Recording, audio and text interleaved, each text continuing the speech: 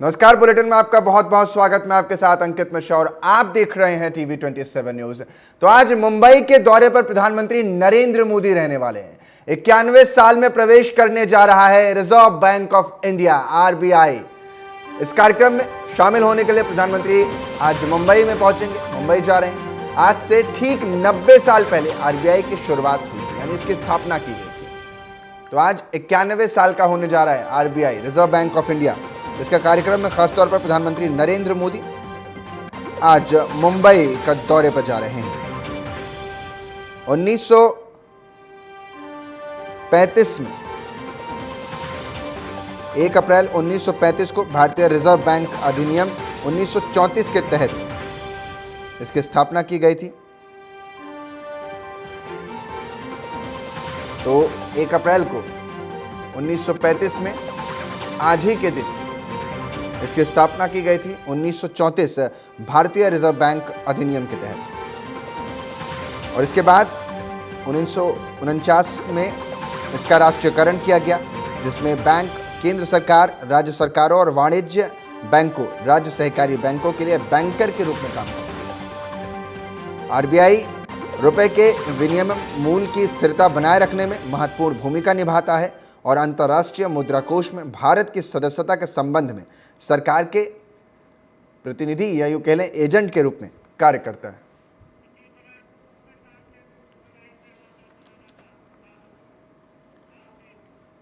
मेरे सहयोगी इसी खबर पर ज्यादा जानकारी के साथ फोन लाइन पर पंकज वानखेड़े जुड़ गए हैं। पंकज, आरबीआई के कार्यक्रम में शामिल होने के लिए प्रधानमंत्री आज मुंबई जा रहे हैं। क्या कुछ आज की तस्वीरें वहां से निकलेगी? आज ही के दिन 1935 में 1935 में आरबीआई की शुरुआत हुई थी। बिल्कुल, बेशक अंकित, एक महत्वपूर्ण कार्यक्रम है जिसका उद्घाटन उसका कार्यक्रम में शिरकत प्रधानमंत्री मोदी करेंगे। रिजर्व बैंक ऑफ इंडिया के 90 साल पूरे हो चुके हैं उस कार्यक्रम में प्रधानमंत्री नरेंद्र मोदी। उसके अलावा महाराष्ट्र के मुख्यमंत्री देवेंद्र फडणवीस, माफी चाहूंगा, एकनाथ शिंदे, और दोनों उप मुख्यमंत्री है देवेंद्र फडणवीस और अजित पवार, ये भी मौजूद रहेंगे। इसके अलावा केंद्रीय वित्त मंत्री निर्मला सीतारमण भी इस कार्यक्रम में मौजूद रहेंगे।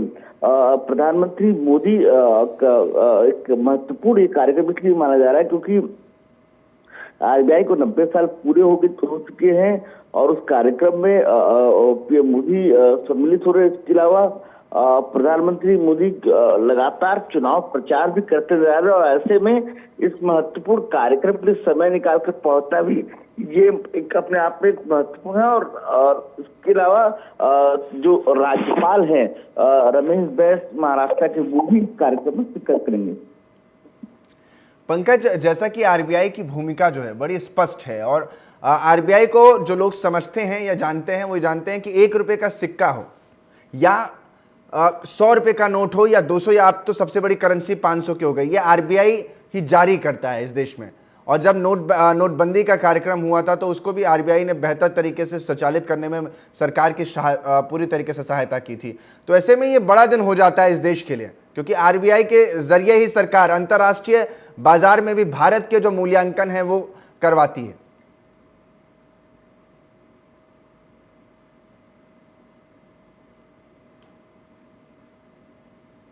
पंकज, आपको मेरी आवाज मिल रही है?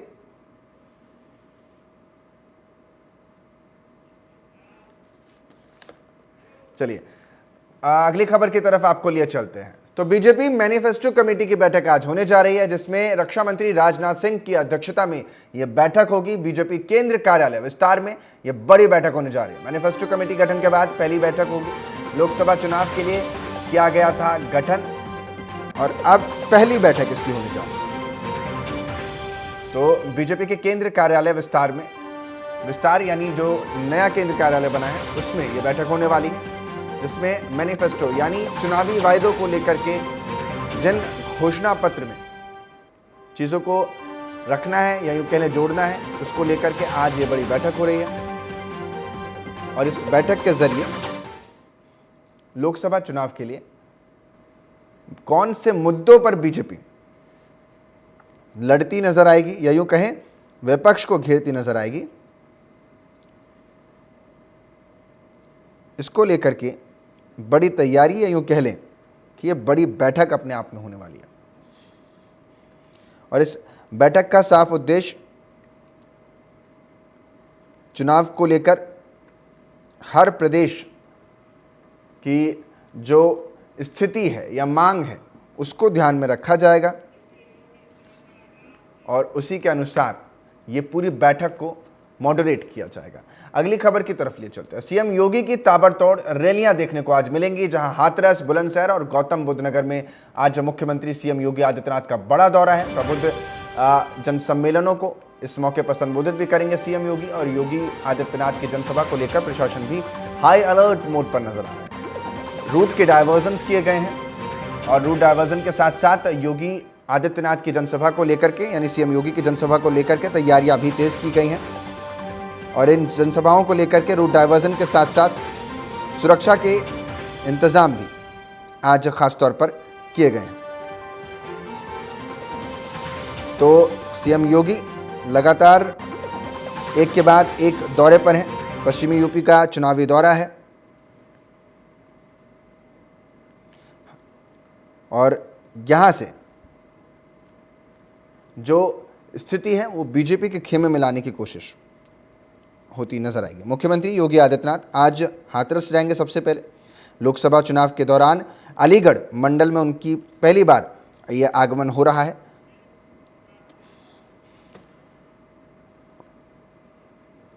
तो इसी खबर पर ज्यादा जानकारी के साथ मेरे सहयोगी लखनऊ से अमरेंद्र प्रताप सिंह फोन लाइन पर जुड़ गए हैं। अमरेंद्र, आज क्या कुछ कार्यक्रम रहने वाला है इस क्षेत्र के जनता के बीच?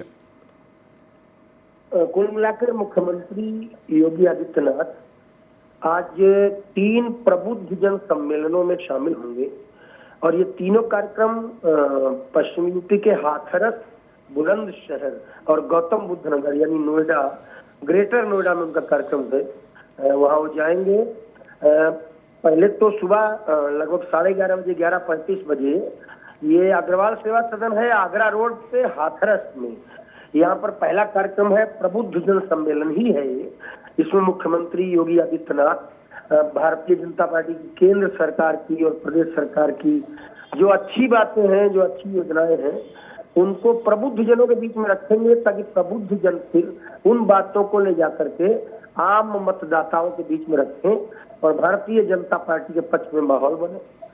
इसके बाद दोपहर में 1:40 पर मुख्यमंत्री बुलंदशहर में पहुंचेंगे और बुलंदशहर में ये उनका नुमाइश मैदान में कार्यक्रम है। यहाँ भी वो प्रबुद्ध सम्मेलन में ही शामिल होंगे और निश्चित रूप से यहाँ भी वो अपनी सरकार और प्रधानमंत्री मोदी की सरकार के जो अच्छे कार्य हैं, जिनको आम जनता के बीच में, आम मतदाताओं के बीच में ले जाने की आवश्यकता है, उस पर बात करेंगे। और इसके बाद लगभग 3:45 बजे का कार्यक्रम है ग्रेटर नोएडा में उनका। ये GL Bajaj institute of technology college है।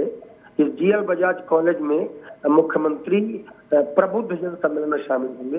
ग्रेटर नोएडा का ये कार्यक्रम उनका आज का अंतिम कार्यक्रम है, जिसमें वो शाम को लगभग 3:45 बजे शामिल होंगे और लगभग 1 घंटे से ज्यादा वहां वो रहेंगे, 1-1.25 घंटे। और यहाँ भी वो निश्चित रूप से शहरी मतदाताओं को नोएडा, ग्रेटर नोएडा का याता देश की धड़कन है नोएडा और ग्रेटर नोएडा।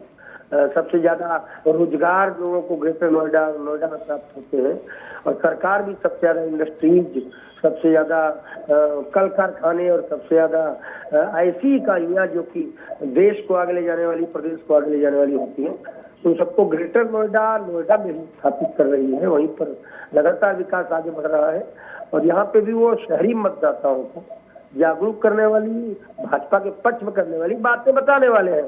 फिलहाल अमरेंद्र, साफ तौर पर यूपी की अगर बात करें और लोकसभा सीटों की बात करें तो 80 में से 27 सीटें इस पश्चिमी क्षेत्र से ही आती है। बीजेपी यहां दबदबा बनाना चाहती है। पिछली बार की बात करें तो उसके मुकाबले इस बार इस सीटों पर जीत दर्ज करने के लिए बीजेपी को खासा मशक्कत करनी पड़ेगी और शायद इसके लिए तैयारी पहले से ही तेज कर दी गई। आरएलडी को साथ लिया गया। तमाम जो अलग अलग दल, घटक दल शामिल हैं बीजेपी के, वो भी कल मेरठ में देखने को मिले। सभी लोग एक मंच पर थे। बिल्कुल, देखिए, पश्चिम यूपी एक बहुत महत्वपूर्ण हिस्सा है उत्तर प्रदेश का।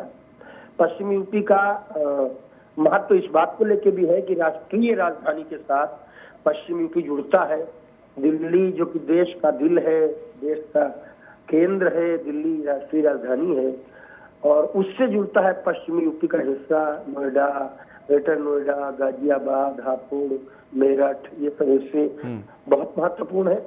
और भारतीय जनता पार्टी को 2022 के चुनाव में भी यहाँ सफलता मिली, भारतीय जनता पार्टी को 2019 के चुनाव में भी यहाँ सफलता मिली थी, और भाजपा जरूर उस सफलता को दोहराना चाहेगी। 2022 चुनाव में ऐसा लगता था कि चैलेंज हो सकता है, क्योंकि किसान आंदोलन के नाम पे बहुत बड़ा जमावड़ा दिल्ली बॉर्डर पे हुआ था। ऐसा लगता था कि जैसे सारे किसान आकर के देश के प्रदेश के यहाँ बैठ गए हैं, लेकिन फिर कुछ खबरें ऐसी आई कि किसान तो खेतों में भी काम कर रहे हैं, किसान तो धान, गन्ना, गेहूं, मूंगफली, आलू इस पर काम कर रहे हैं। तो फिर खबरों में ये आया कि अगर किसान वो है, एक छोटा सा सवाल, क्योंकि 27 में से 19 सीटें, ठीक है अमरेंद्र, एक छोटा सा सवाल का जवाब दीजिएगा, बहुत क्विक रिएक्शन दीजिएगा। 27 में से 19 सीटें ही बीजेपी 2019 के लोकसभा चुनाव में जीती थी, बाकी पर विपक्ष ज्यादा हावी रहा था, क्योंकि 22 सीटें माना जाता है कि इस क्षेत्र की जो है वो जाट बहुल मानी जाती है। तो ऐसे में इस बार कितनी सीटों पर भारतीय जनता पार्टी बढ़त बना पाएगी? एक छोटा सा क्विक रिएक्शन।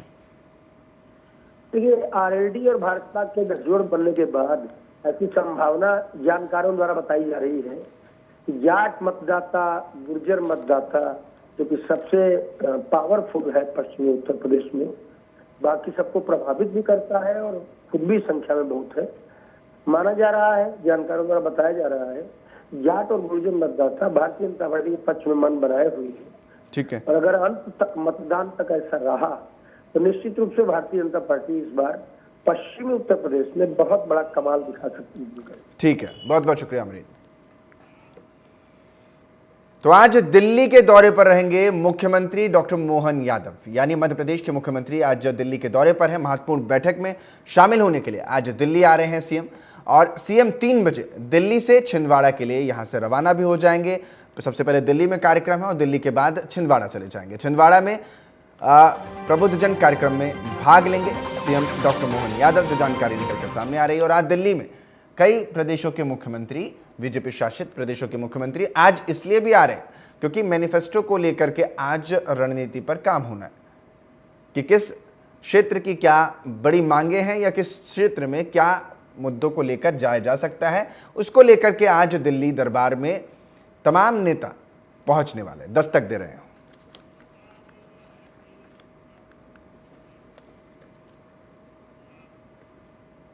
भोपाल से हमारे ब्यूरो हेड नीरज श्रीवास्तव इसी खबर पर ज्यादा जानकारी के साथ हमारे साथ बन गए हैं। नीरज, आज ये दिल्ली की तस्वीर, या यूं कह लें कि दिल्ली में जब सीएम खुद मौजूद होंगे, किस वायदों को लेकर के, या यूं कह लें राज्य में कौन से बड़े वायदे हो सकते हैं जो सीएम इस बैठक में बता सकते हैं रक्षा मंत्री राजनाथ सिंह को, जो अध्यक्षता कर रहे हैं? देखिए बिल्कुल, आज की बड़ी बैठक जो है दिल्ली में रखी गई है, केंद्रीय कार्यालय में इस बैठक का आयोजन किया गया है, जिसमें मध्य प्रदेश से 2 लोगों को लिया गया है, एक मुख्यमंत्री डॉक्टर मोहन यादव और दूसरा पूर्व मुख्यमंत्री शिवराज सिंह चौहान। तो आज जो मैनिफेस्टो कमेटी की जो बैठक है उसमें आज दोनों ही जो है शामिल होंगे, पूर्व मुख्यमंत्री और वर्तमान मुख्यमंत्री। कहीं ना कहीं देखा जाए तो राय दी गई थी, जनता से राय दी गई थी मैनिफेस्टो के लिए, बाकायदा ऑनलाइन जो है सवालों के जवाब जनता से पूछे गए थे और क्या विकास किस क्षेत्र में होना है उसकी जानकारी बताई गई थी। तो कहीं ना कहीं आज जो बैठक है इसमें बताया दोनों ही, चाहे पूर्व मुख्यमंत्री की बात चल रही है या फिर वर्तमान मुख्यमंत्री डॉक्टर मोहन यादव की बात चल रही है, दोनों ही अपने जो है विचार कहीं ना कहीं मैनिफेस्टो कमेटी के सामने रखेंगे कि मध्य प्रदेश में आपको पूरी चीजों की जरूरत है। मध्य प्रदेश में यदि विकास का पहिया कहीं ना कहीं थोड़ा धीमा होता है तो इसका कारण क्या होता है?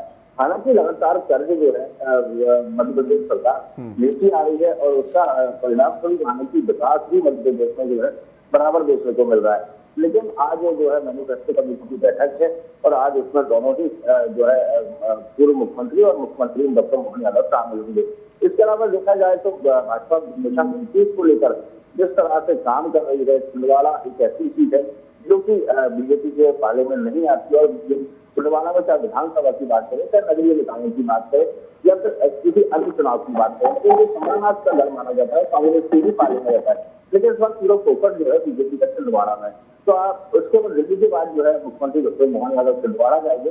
छिंदवाड़ा में तमाम जो कार्यक्रम है प्रतिनिधि जनों से मुलाकात भी करेंगे, यहाँ तक कि रात्रि विश्राम भी वो जो है छिंदवाड़ा में ही करेंगे। यानी कि हम कह सकते हैं कि छिंदवाड़ा पूरी तरह से बीजेपी के टारगेट पर है। मुख्यमंत्री हो कैलाश विजयवर्गीय हो या फिर पूर्व मुख्यमंत्री शिवराज सिंह चौहान हो, लगातार अपनी दमखम तोड़ने में लगे हुए हैं कि छिंदवाड़ा की एक सीट और जो बीजेपी के पास रही है उसको कांग्रेस से छुड़ाया जाए। जी नीरज, जैसा कि आप पे जिक्र कर रहे थे, आपने पूरी डिटेल भी दी। एक सवाल यहाँ से यही उठता है कि सीधा मीटिंग में और मीटिंग के बाद सीधा छिंदवाड़ा जाएंगे, तो क्या ऐसा कुछ होने वाला है कि मीटिंग में बताया जा रहा है कि देखिए छिंदवाड़ा के लिए कुछ अलग से आप इस तरीके की रणनीति बना सकते हैं कि इस बार कमलनाथ को रोका जा सके और कमल खिलाया जा सके? देखिए बिल्कुल, जिस तरह से बात की जाए, जैसे चुनाव परिणाम के नतीजे जो आए, तो सबसे पहले पूर्व मुख्यमंत्री नतीजे आने के बाद छिंदवाड़ा पहुंचे शिवराज सिंह चौहान, वहां पर लाली गहलोत से बात किया। इसके अलावा कैलाश विजयवर्गीय की जिम्मेदारी जो सिद्धार्थ पटेल भी छिंदवाड़ा जा चुके हैं, और जो लोकसभा चुनाव प्रभारी है महेंद्र सिंह, वो भी उनका भी छिंदवाड़ा दौरा प्रस्तावित है, और इससे पहले वो भी छिंदवाड़ा जा चुके हैं। अब मुख्यमंत्री डॉक्टर मोहन यादव खुद छिंदवाड़ा जाने वाले, यानी कहीं ना कहीं बीजेपी के जो प्रदेश के जो बड़े नेता है, उन्होंने जो संकल्प लिया हुआ है कि इस बार प्रधानमंत्री नरेंद्र मोदी के गले में उनकी कमल की माला पहनानी है, तो उसको लेकर तमाम प्रयास किए जा रहे हैं। हालांकि बैठक अपनी जगह और छिंदवाड़ा प्रवास अपनी जगह है। छिंदवाड़ा को लेकर पूरी रणनीति बनाई जा चुकी है, जिस तरह से बीच में अटकलें चली कि कमलनाथ बीजेपी ज्वाइन कर सकते हैं, लेकिन उसके बाद जो जानकारी निकल कर आई कि बीजेपी ने कमलनाथ से किनारा किया और बीजेपी में शामिल नहीं किया कमलनाथ को, जबकि शिवसेना गठबंधन के जो दाग है वो कमलनाथ पर लगे हुए थे। तो उसके चलते उनको जो है भारतीय जनता पार्टी ने अपने साथ शामिल नहीं किया। लेकिन फिर भी पूरा बीजेपी का जो पूरा फोकस है वो इस वक्त छिंदवाड़ा पे है, क्योंकि इकलौती एक यही सीट है जो बीजेपी के पास नहीं है। जी, आज आप जैसा कि जिक्र भी कर रहे थे और पूर्व सीएम भी उनके साथ हो सकते हैं, लेकिन इन सब के बीच छिंदवाड़ा की ऐसी कौन सी मांगे, मान के चले मध्य प्रदेश की ऐसी कौन सी मांगे हैं जो सबसे ज्यादा केंद्र में रहने वाली है? देखिए, सबसे बड़ी मांग जो है पूरे देश भर की बेरोजगारी है, और बेरोजगारी को किस तरह से दूर किया जाए इसको लेके जो है चर्चा की जा सकती है आज की बैठक में। क्योंकि जिस तरह से लगातार सरकार वादे कर रही है, दावे कर रही है कि 2 लाख युवाओं को हर साल जो है नौकरी दी जाएगी। हालांकि सरकार का साफ कहना है कि रोजगार पाने का उनके सरकारी नौकरी से नहीं, इसके लिए तमाम सारी स्कीमें भी सरकार चला रही है कि युवाओं को जो रोजगार मिल सके, खुद के पैरों पर खड़े हो सके और खुद का स्टार्टअप शुरू कर सके। इसलिए प्रदेश सरकार भी जो है ऋण उपलब्ध करा रही है, केंद्र सरकार भी ऋण उपलब्ध करा रही है। इसके अलावा जिस तरह से भोपाल का जो मेट्रो प्रोजेक्ट है उसके वो भी एक काफी अहम प्रोजेक्ट है, जिसका काम काफी धीमी गति से चल रहा है, उस प्रोजेक्ट में गति आ रही है। इसके अलावा जो आदिवासी अंचल है, आदिवासियों पर खास फोकस इसलिए है क्योंकि आदिवासी बीजेपी के जो पाले में नहीं आता। पिछले विधानसभा के चुनाव में भी देखा गया कि जहाँ जहाँ आदिवासी बहुल एरिया है वहां से बीजेपी को खासा फायदा नहीं मिला। तो इस समय सबसे बड़ा जो बिंदु है वो आदिवासी पर केंद्रित है इस बार का चुनाव, क्योंकि यदि आदिवासियों का वोट बीजेपी को मिलता है तो जाहिर सी बात है कि बड़ी बढ़त के साथ बीजेपी जो है केंद्र में भी सरकार बनाएगी। तो आदिवासियों के लिए भी कुछ ना कुछ महीने फैसलों में हो सकता है, महिलाओं के लिए भी हो सकता है, युवाओं के लिए भी हो सकता है। तो तमाम सारी चीजें हैं इस महीने फैसलों में प्रधानमंत्री नरेंद्र मोदी जो है अपनी गारंटियों के साथ रख सकते हैं। ठीक है नीरज, बहुत बहुत शुक्रिया, आप लगातार नजर बनाए रहे नीरज। तो अरविंद केजरीवाल को लेकर के बड़ी खबर सामने आ रही है। अरविंद केजरीवाल की आज ईडी रिमांड खत्म हो रही है, राउस रेवेन्यू कोर्ट में पेश किया जाएगा उन्हें। तो वहीं पिछली सुनवाई में केजरीवाल ने खुद की ही पैरवी की थी। रिमांड या फिर राहत, आज इसको लेकर के फैसला आ जाएगा। अरविंद केजरीवाल कथित शराब घोटाले मामले में ईडी की रिमांड पर है। रिमांड को लेकर के आज ईडी उन्हें, उनकी जो रिमांड है वो खत्म हो रही है, राउस रेवेन्यू कोर्ट में उन्हें पेश करेगी और हो सकता है कि रिमांड फिर से बढ़ाने की मांग की जाए। इन सब के बीच रिमांड मिलती है या राहत मिलती है, ये देखना दिलचस्प होगा। अरविंद केजरीवाल लगातार, कल दिल्ली में भी इसी वजह से एक बड़ी रैली भी हुई अरविंद केजरीवाल की गिरफ्तारी के बाद, और इस रैली में अरविंद केजरीवाल की पत्नी सुनीता केजरीवाल ने बड़ी बातें भी कही। अरविंद केजरीवाल द्वारा लिखा गया पत्र भी सबके सामने पढ़कर सुनाया। लेकिन इन सब के बीच सवाल यही कि सरकार इन दिनों जेल से चल रही है और इसको लेकर क्या प्रावधान है, क्या ईडी से राहत मिलेगी, या एक के बाद जिस तरीके से ईडी के रडार पर और भी कई नेता आए हैं, अब से कुछ ही दिनों पहले या से दो दिन पहले ही कैबिनेट के या यूँ कह लें दिल्ली सरकार में मंत्री कैलाश गहलोत को भी पूछताछ के लिए ईडी ने बुलाया था।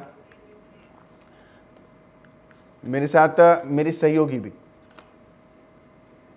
इसी खबर के साथ मेरी सहयोगी आयुषी मिश्रा फोन लाइन पर जुड़ गई हैं। आयुषी, आज कोर्ट में क्या कुछ रहने वाला है? ईडी क्या रिमांड और भी ज्यादा मांग सकती है? क्या कुछ तस्वीर आज कोर्ट से निकलने वाली है? आयुषी जी बिल्कुल अंकित, आज सबकी नजरें कोर्ट पर टिकी है कि आखिर मुख्यमंत्री अरविंद केजरीवाल का भविष्य कैसा रहेगा, क्योंकि जिस तरीके से पिछला रिमांड जो कोर्ट ने ईडी को दिया था, उस वक्त भी कोर्ट चिंता जता रही थी कि एक सिटिंग मुख्यमंत्री को वो 2 बार back to back ED remand पर भेज रहे हैं।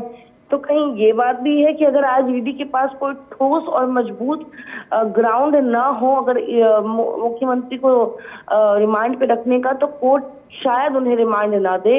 लेकिन दूसरा विकल्प क्या निकलता है, तो या तो जुडिशियल कस्टडी या तो फिर अरविंद केजरीवाल के वकील ये साबित कर सके कि मुख्यमंत्री निर्दोष है और उन्हें बेल मिल जाए। लेकिन निगाहें सबकी इसी पर टिकी है कि एक तरफ जहां सब जो सत्ता पक्ष है वो इस्तीफे की मांग कर रही है, केंद्र की बीजेपी सरकार और दिल्ली की विपक्ष, लेकिन इसके बीच मुख्यमंत्री अरविंद केजरीवाल लगातार सरकार भी चला रहे हैं और इसके साथ ही जनता से भी जुड़ने की कोशिश कर रहे हैं अपनी पत्नी के माध्यम से। और ऐसे में अगर आज का दिन अगर कोर्ट ये तय करती है कि मुख्यमंत्री अरविंद केजरीवाल को ईडी रिमांड पे नहीं भेजा जाएगा, तो ये उनके लिए एक बड़ी राहत होगी। लेकिन अब उन्हें जुडिशियल कस्टडी पे भेजा जाएगा तो भी ये अच्छी खबर नहीं होगी अंकित। ठीक है, बहुत बहुत शुक्रिया आयुषी ये तमाम जानकारी देने के लिए। आरएलडी को एक और बड़ा झटका लगा है। सियासी ये झटका एक के बाद एक लग ही रहे हैं। शाहिद सिद्दीकी ने अपने पद से इस्तीफा दे दिया। आरएलडी के राष्ट्रीय उपाध्यक्ष पद से उन्होंने इस्तीफा दिया है। देश को लोकतांत्रिक ढांचे को समाप्त होता नहीं देख सकता। आरएलडी के अध्यक्ष जयंत चौधरी को उन्होंने इस पत्र में इस्तीफे के साथ ये बातें साफ लिखती हैं। अब नाराजगी एक के बाद एक नेताओं की बढ़ी जाती है।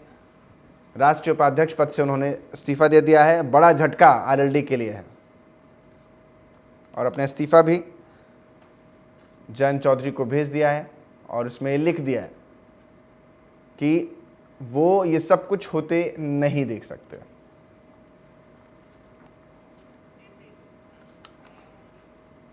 आज दिल्ली के दौरे पर रहेंगे मुख्यमंत्री विष्णुदेव साय।